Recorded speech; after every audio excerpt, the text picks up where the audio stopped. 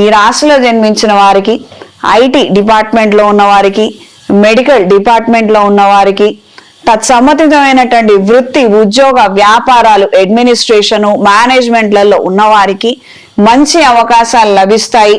చేతి నిండా పని దొరికే అవకాశం ఉంటుంది. ప్రయోజనాలను కూడా పొందగలుగుతారు. ఇంక్రిమెంట్ విషయంలో, ప్రమోషన్ విషయంలో మీకు సంబంధించిన అంశాలు కాస్తంత నిదానంగా జరిగినప్పటికీ రాబోయే రోజుల్లో తద్వారా వచ్చే ప్రయోజనాలు మరింత రెట్టింపుగా మారి వస్తాయి. తాత్కాలిక వ్యాపారాలు, చిన్న పొన్న వ్యాపారాలు, సీజనల్ వ్యాపారాలు ప్రారంభించాలి చేసుకోవాలన్న ఆలోచనలు ఏర్పడతాయి. వేరే ప్రాంతానికి వెళ్ళి చేసుకుంటే బాగుంటుందన్న ఆలోచనలు ఏర్పడతాయి. కాంట్రాక్ట్ బేసిస్ మీద ఉద్యోగాలు చేసే వారికి కాలం అనుకూలంగా ఉంటుంది. కన్స్ట్రక్షన్ ఫీల్డ్, రియల్ ఎస్టేట్ లో ఉన్న వారికి కూడా కాలం అనుకూలంగా ఉంటుంది. క్రితం నష్టపోయినటువంటి ధనం కావచ్చు, లిటిగేషన్ లో పడినటువంటి ధనం కావచ్చు, అది విడిపించుకోవడానికి కొన్ని మాధ్యమాలను, ప్రయత్నాలను అన్వేషిస్తారు. తద్వారా పరిస్థితులు మీకు అనుకూలంగా మారతాయి.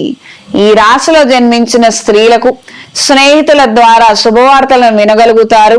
కష్ట సుఖాలను పంచుకోవడానికి మంచివాళ్ళు దొరికారని మానసిక సంతృప్తిని కలిగి ఉంటారు.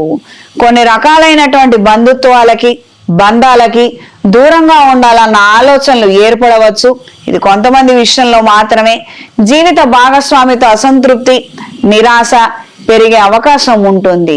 ప్రత్యేకంగా ఈ రాశి వాళ్ళు సంతానం కోసం ప్రయత్నం చేస్తున్నట్లయితే తత్సంబంధిత డాక్టర్లను సంప్రదించి మంచి నిర్ణయం చెయ్యండి.